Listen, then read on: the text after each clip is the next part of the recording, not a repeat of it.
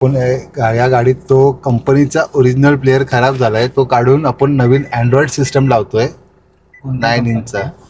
ती कंपनीचा लावतोय. ट्रस्टेबल आहे. Trustable company replace. Features all Android आहे, टोटली अँड्रॉइड, ॲपल कारप्ले.